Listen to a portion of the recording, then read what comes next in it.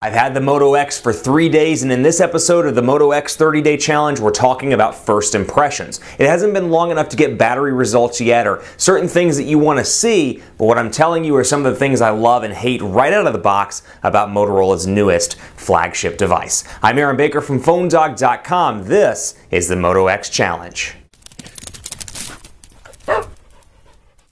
I'm 3 days in with the Moto X as part of my 30-day challenge, and I want to first highlight the build quality of this device. Now, it's important to point out this is a first impressions video. Haven't had enough time to test battery and things like that, but I'm going to go over some of the pros and cons that I see so far after having this device for 72 hours. First of all, the build quality. I've gotten a lot of questions on Twitter about that. Really like the way this thing feels in the hand. If you notice, it is a curved device. Pardon the focus issues right there, drift issues with the camera, but you can see very curved on the back. It fits well in the hand.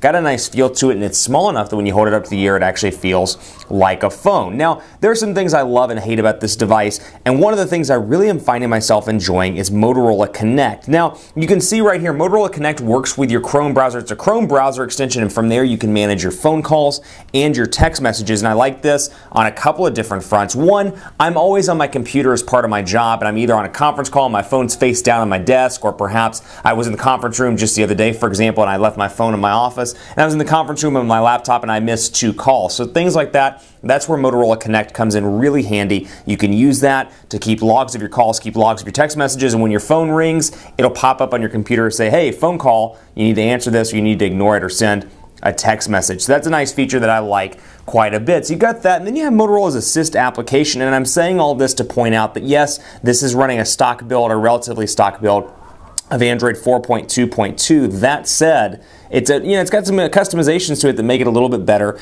than stock Android. You know my argument with stock Android. I'm not going to rehash it, at least in this video, but Motorola has brought some really interesting things to the table. So while I'm always a fan of the software value adds, there are some hidden ones in here. So don't let the look of stock Android scare you away if you're a fan of Sense or TouchWiz. You've got stuff like Assist, which I find particularly useful. There's driving mode, which I can do talk to me and resume music play. I have meeting and sleeping as well. So for example, I can set sleeping or turn sleeping on and can say, you know what, keep my phone quiet while I sleep from 11 p.m. to 6 a.m. and you can see it lit up and now it's colored, which means it's active and ready to go. Now, you notice Google's influence on this device in a lot of different places too. When you activate certain features, for example, you can see it in play. That no, I don't want to do it, or yes, I'm in feature you see on Google Now is all across the board here, and unfortunately I've activated all the stuff on the device, so I can't really show you what I'm talking about, but active notifications, for example, let's say maybe let's see if I can find like more now let's see if I can do manage notification types. Unfortunately, I'm having a hard time finding one of these because I've activated pretty much everything on the device, but you know what I'm talking about with that italicized text where it says no or yes, I'm in, and that's what I'm talking about. So active notifications, a big thing on the Moto X, and this is something I like quite a bit because it saves battery life. That 2,200 milliamp hour battery can be saved and used for other things that are more important throughout the day. So active display turned on, manage notification types. You see here I can customize and configure which notifications pop up on the display, be it battery widget, American Airlines, for example. Obviously, American's very important to me. Flight aware, travel quite a bit for work, so those are all very, very useful. Messaging, and then of course phone, plume, all of that stuff are set as notifications. So when you turn this device off and back on, you can see right here that that's what active notifications looks like, and it will obviously configure based on what applications you have set to display in the active notifications area. Then there's touchless control as well, so I can say something like, okay, Google Now, and it powers right up. Tell me the weather in Dallas. And it is freaking hot, so I hope it says that. That is not what I said, but I am pretty far away from the microphone. Let's try it again. Okay, Google Now, tell me the weather in Dallas.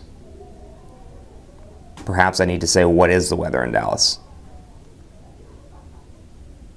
It's 38 degrees and mostly cloudy. It's not 38 degrees Fahrenheit. It's 38 degrees Celsius. It is 100 degrees Fahrenheit, and going up, as you can see, obviously a hot week here in North Texas, but you got that notification. Now, it's pretty limited so far as I can tell in terms of functionality. So we'll talk more about this in a separate video as I get to know it a little bit better, but you can do certain things like, okay, Google Now, text message 555-1234, hey, how are you doing?